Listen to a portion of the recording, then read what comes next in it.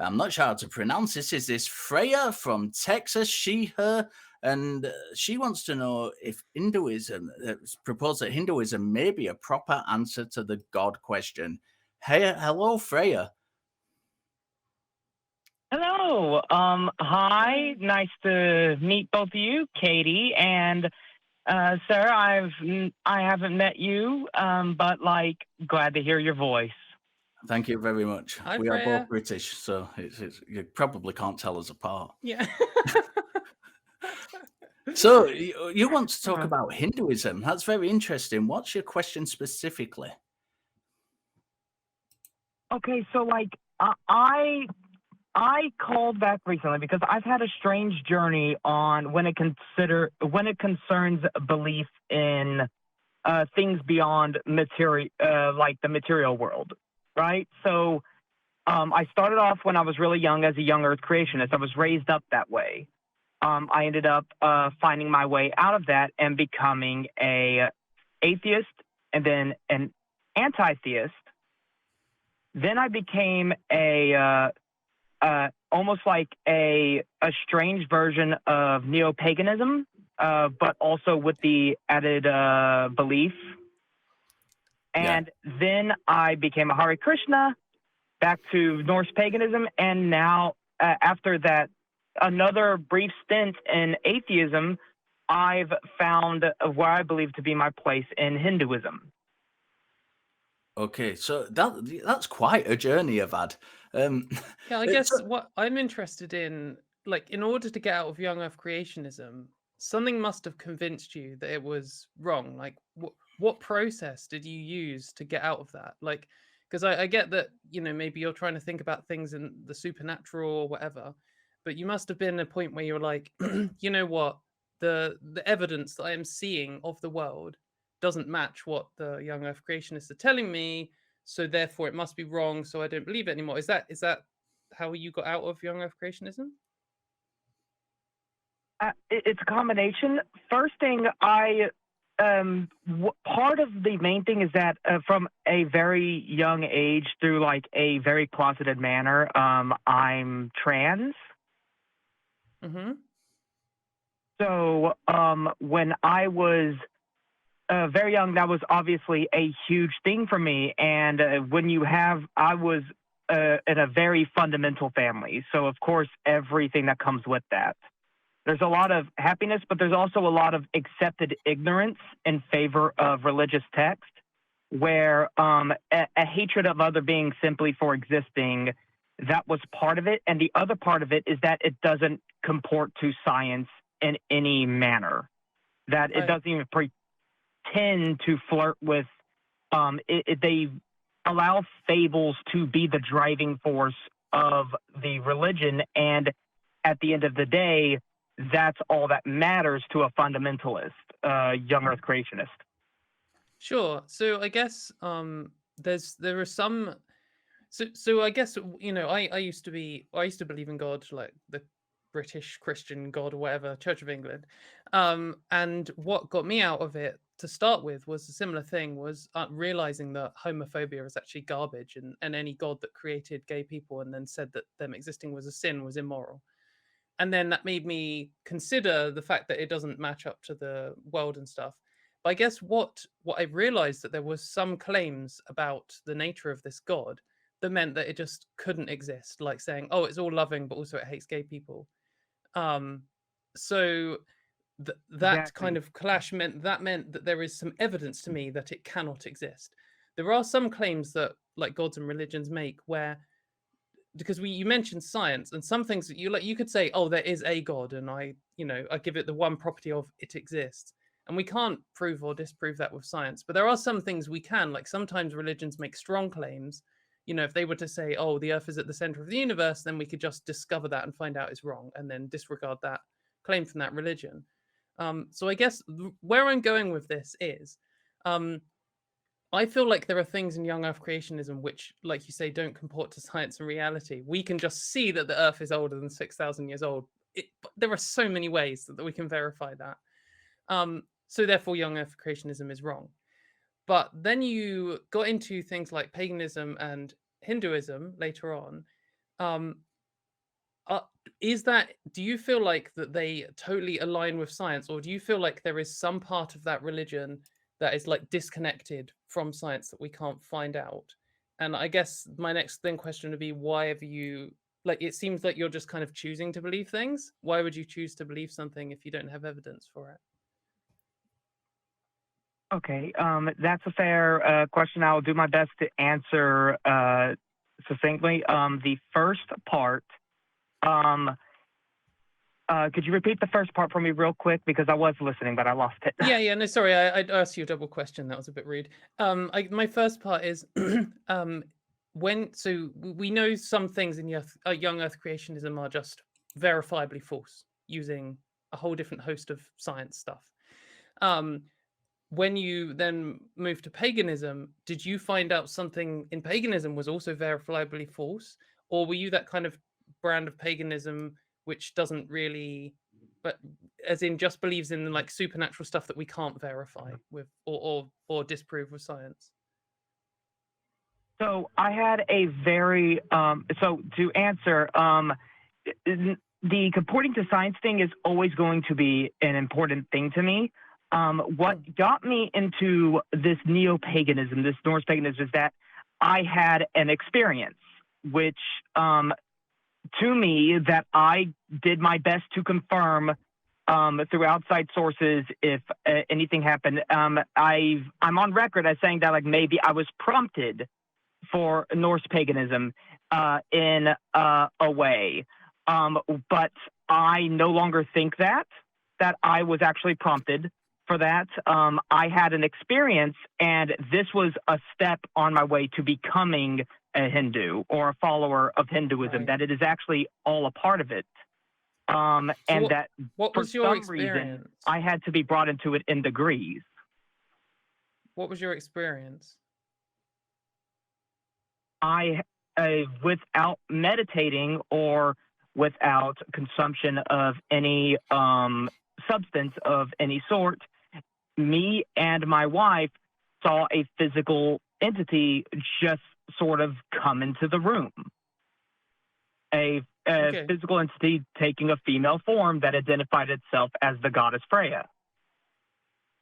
Oh, good name choice then. So I guess there's a few ways to go with this. Richard, sorry if I'm hogging the discussion. I find it interesting. There's a few, like, there's 100 questions I want to ask on this, and maybe I'm cutting myself off from earlier. But you said that this was like a step on the way to Hinduism. So like I'll just accept it. Just say you saw something supernatural, and I'll just accept that as that's something that happened. And then you were like, oh, okay, this is a goddess Freyja, and Freyja's a pagan god, so I should be pagan. And then you're like, oh, okay, actually, that was a step on the way to Hinduism. How do you know that Hinduism isn't a step on the way to, another religion? And that isn't then another step? Like, how do you know when you've got to the right one?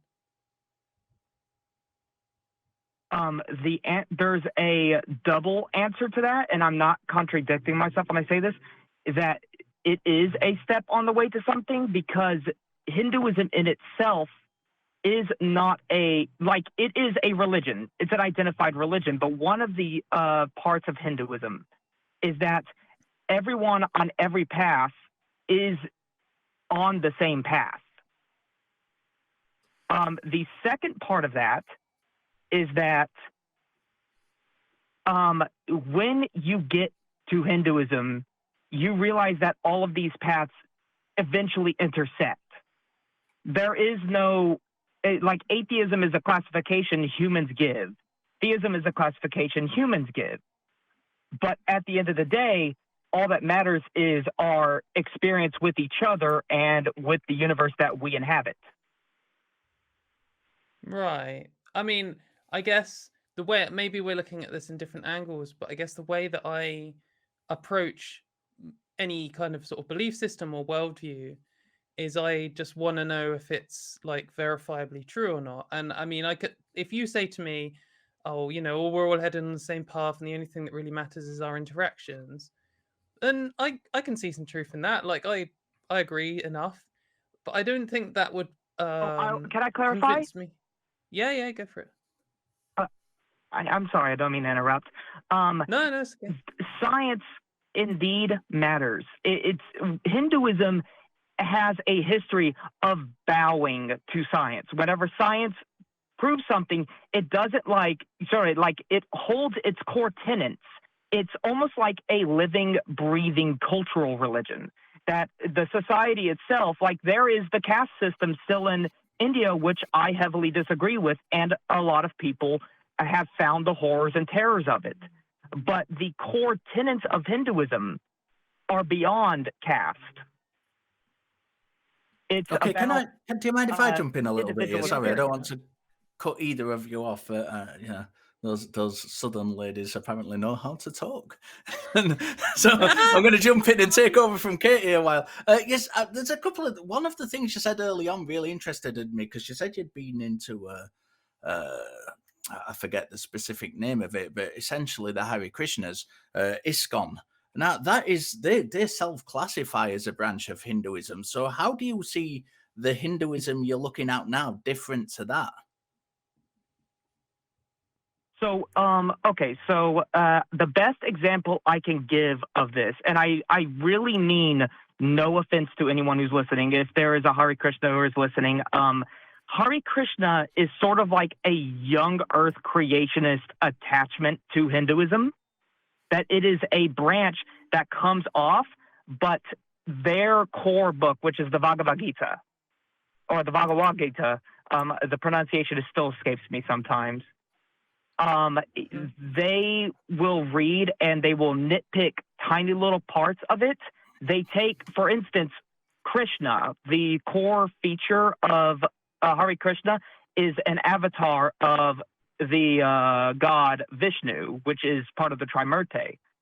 But they only hold that Krishna is the god that you should follow. It's almost as if they Christianized Hinduism to an extent. Is that not a true Scotsman fallacy, though? Aren't you calling them out for kind of cherry picking? And absolutely not. Indeed, Absolutely not a true Scotsman fallacy. Why? I didn't say that they're not true Hindus. I say that like this branch of Hinduism, they identify it as it, but it's like, I'm not saying young earth creationists aren't Christians, because they are. It's a branch. You're right in saying it's a branch. You're wrong in saying that, like, this is wasn't this an end-all, be-all branch of Hinduism? It's not. The way that they're seen as, like, they are still on the steps of coming into the full faith, almost. There is no full faith in Hinduism, though, because there are several different schools of Hinduism anyway, with many different sub-schools. I wrote an essay only a couple of months ago about the sacred geography of India and Hinduism. So it's not a one-size-fits-all thing by any stretch of the imagination. So I'm just kind of curious as to you said you kind of object, correct me if I'm wrong, but I think you said you objected to the caste system, and yet that's put forward in the Hindu texts and in some of the Hindu texts at least. So I was just wondering kind of why you think you've got the right one and they've got the wrong one. Specifically, I'm going to answer this, just clarify this, because once again, I'm not saying that like they're not Hindu. They are a branch, but what I'm saying is that it falls, like, if you look into it, the same way you look into young earth creationism. If you go over here and you say, if it says in the book that they are describing, and it is like, I am an avatar of Vishnu, that I am Vishnu the preserver, or I am part of this Trimurti, that I am the Alpha and Omega, that sort of stuff. It says that in the book that they all read. And their entire explanation is, I just don't accept that Vishnu is a thing. It's actually Krishna. We call him Krishna now, that every other incarnation, which there are multiple, are all named. Maybe, Freyja, hang on a sec. Maybe another way of, I'll try and rephrase Richard's question, which is, like, there are different types of Hinduism, obviously, and one of them is Hare Krishna, which you were into before. And you pick some flavor of it and versions of it, and that's cool. And I think by picking one of them, or by having some subset of the belief, or your version of Hinduism, you are rejecting other versions of it. Even if it's just them relabeling stuff, you are saying, oh, well, I'm not Hare Krishna now. And it'd be similar to if someone was a young earth creationist Christian, and then they're like, actually, now I'm not a young earth creationist Christian because I know young earth creationism is wrong. And instead I'm going to be a, I don't know, Church of England Christian or whatever. Okay, I see what you're saying. And they would reject part of it, and they could say, I know the earth is whatever, and that's why I'm not this, you know. Yeah, I absolutely understand. And my response is I'm not, maybe I worded it incorrectly. I'm not belittling anyone's path because it's all, at the end of the day, Hinduism. There is no branch that there are interfights that happen between these sects, but Hinduism as a whole is a singular point. That every one of these people, they go and they'll pick a specific faction, but like it's all the same thing. But they must have disagreements or they would all be the same. Humans have disagreements. They must have religious, text disagreements. Or ritualistic disagreements. Most of them Hinduism accepts the Vedas, to start with. That is Hinduism. There are sects that disagree on points in the Vedas. Is the fact that humans disagree on a text some of them are wrong, though, aren't they? Of Hinduism? They can't all be right? Only one of them can be right. Or none of them, indeed. Or none of them. And most right. The point is that they're all right to an extent. But even if they have mutually exclusive beliefs? Even if they have mutually exclusive beliefs, there could be a part that I have incorrect in my position, but it's a path. It's not a set, like I am this branch of Hinduism. This is all Hinduism. Hinduism is the entirety of the culture. It's the entirety of the fabric of people. Yeah, I'm not trying to say you're not Hindu. What I'm trying to say is, so let's say you have belief A about Hinduism because you read it in one of the books, and then you meet someone and they're like, hey, you've misinterpreted this. Actually, you were wrong. What it is this other thing. Now, you might say, oh, no, obviously that's wrong. Or you might say, oh, you know what? You're right, and I've changed my mind. And in that kind of decision point, you're making a decision about whether the information they've presented you is correct and better than what you previously had or not. And I guess what I'm trying to get to is, what is the decision process you make to do that? Because it's not science. So there must be some parts of Hinduism where someone in another place, in another sect of Hinduism, who is a Hindu, absolutely, totally agree. They say, I've read this book and I think it means this. And you say, I've read the same book and I believe the same things. However, I think it means this. And these two things are mutually exclusive. Only one of you's right. Uh-oh. Okay, so how to answer that? I think you're approaching this from a very Western perspective, like a Western idea. In this, Hinduism is not a faith you go out and you preach it. Like, you don't go out and go on missions. There is no, Great Commission. It's when you would have disagreements with the thing, you're like, this is what I find to be true. And the other person would say, well, this is what I find to be true. And then you examine your own beliefs. And if you find that to comport to what you're saying, or if you find out that you have a flaw in your understanding, then you correct it or not. Regardless, you don't have an effect on the other practitioners of the faith. Everyone is a singular monument. How do you find out whether it's correct or not when you reassess your beliefs? You look at it from an objective standpoint. You distance yourself from it, or you question it. You meditate on it. There is an entire thing, but one of the points of it is that you're always seeking. You're never there as someone who is just, I have accepted this religion. These are the core tenets. Everyone else back off. I've found the real thing. That's not how it works. Hinduism is evolving religion. It evolves through each and every person and each and every conversation. Every single person has a different understanding of Hinduism, and their level of enlightenment varies. So why would you believe it's true then? And I want to try and kind of get back to your actual question, which Call Screener wrote down, which was that Hinduism may be a proper answer to the God question. I want to try and get to that specific point. How is it a proper answer to the God question? But lots of things that you're saying are really interesting me. You're kind of if I'm understanding you right, you're kind of saying that, all paths lead to the top of the same mountain and it doesn't really matter which path you're trying to take. And I'd kind of love to get into that a little bit more with you at some point, but I really want to dig down on how you think it's a proper answer to the God question. What methodology are you using to kind of give it this substance, this accuracy as being an answer to the God question? Okay, so from the number one perspective, can I ask a few questions to help this answer along real quick? Yeah, that's fine. Yeah. Okay, one, do we believe that if there was a God, do we believe that they would necessarily look human? Not necessarily, no. Not to my mind. I don't know about Katy. No, I'm It's not an unconvinced. Earth-centric universe, right? Well, I mean, some of the gods Um, allegedly claim to be just like humans, so I don't know how I could tell which ones of them were true or false. Like if someone's like says, "My God said that it looks like a human," and then someone else says, "Mine doesn't," then to me they're equally true because I haven't seen it or heard from it. right.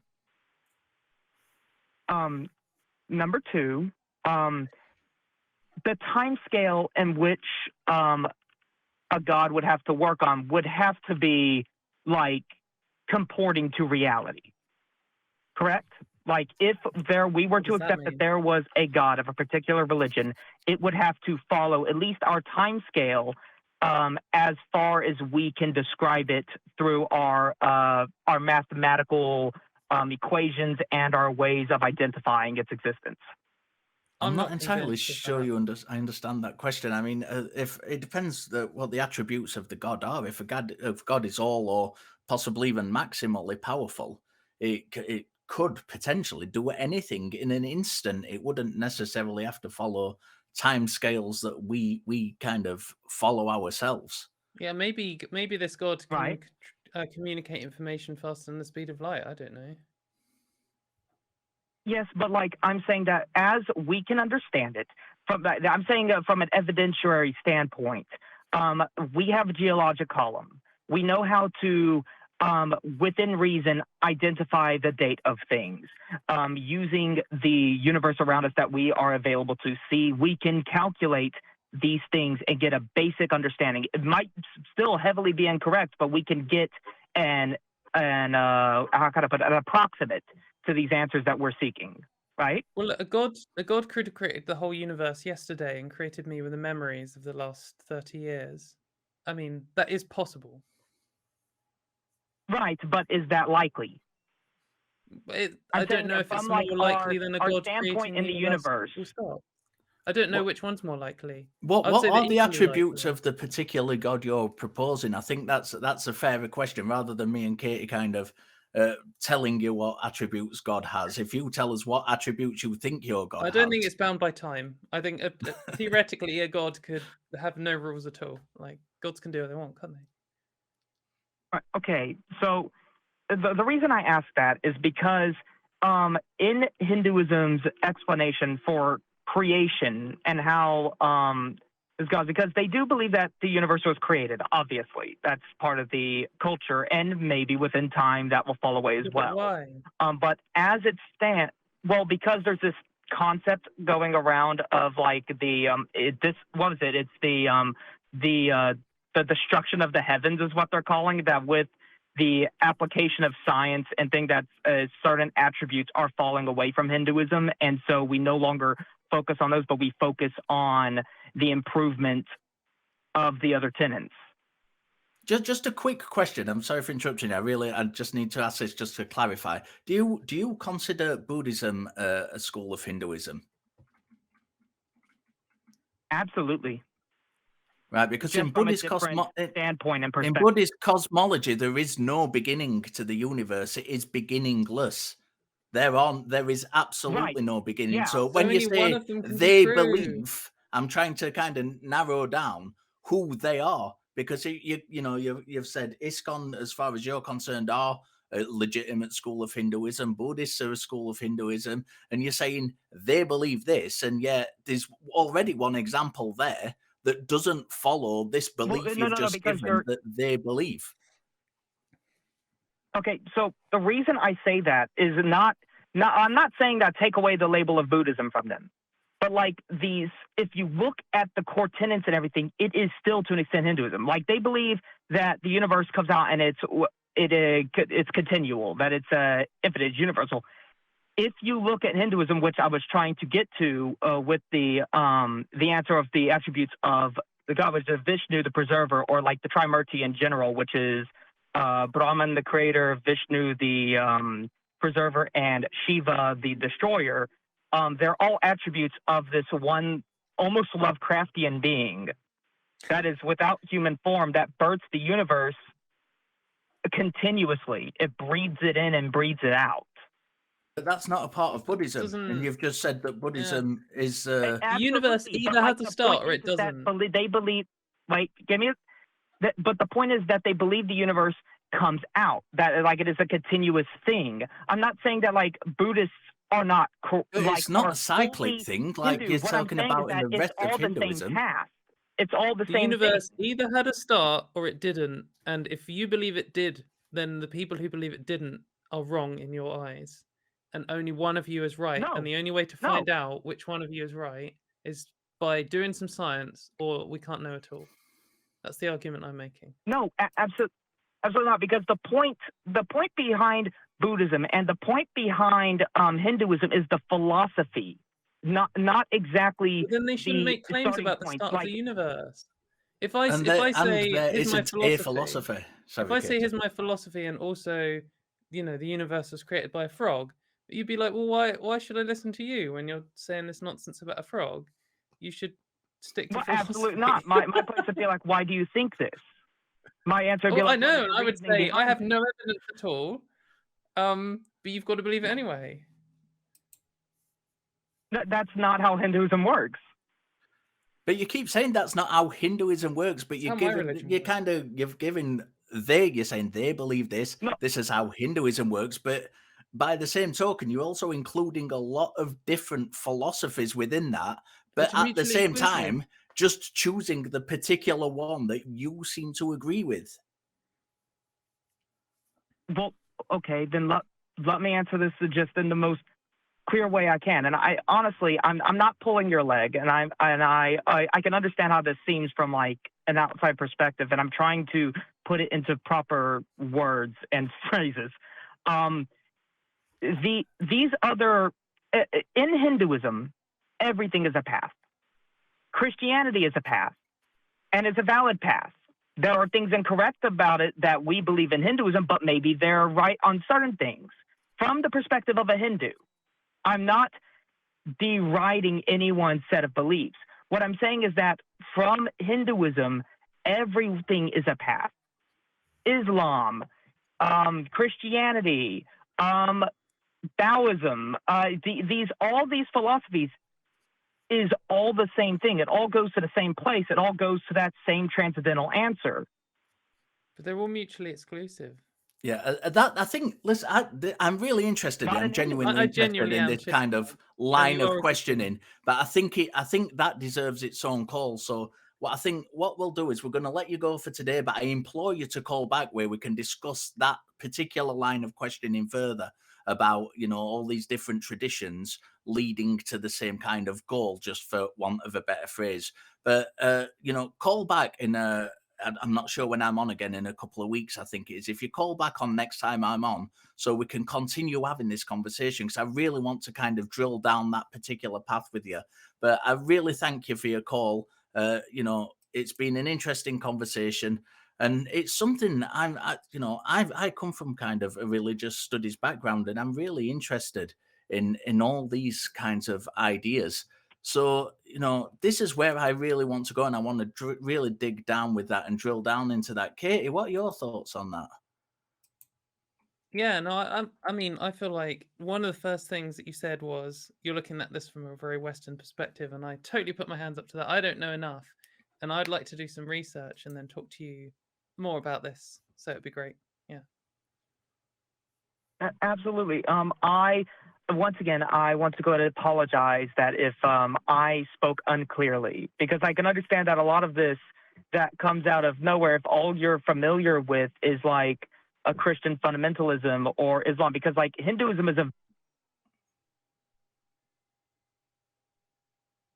Oh, Have we lost Freyja? might have lost her. Right. Okay. Okay.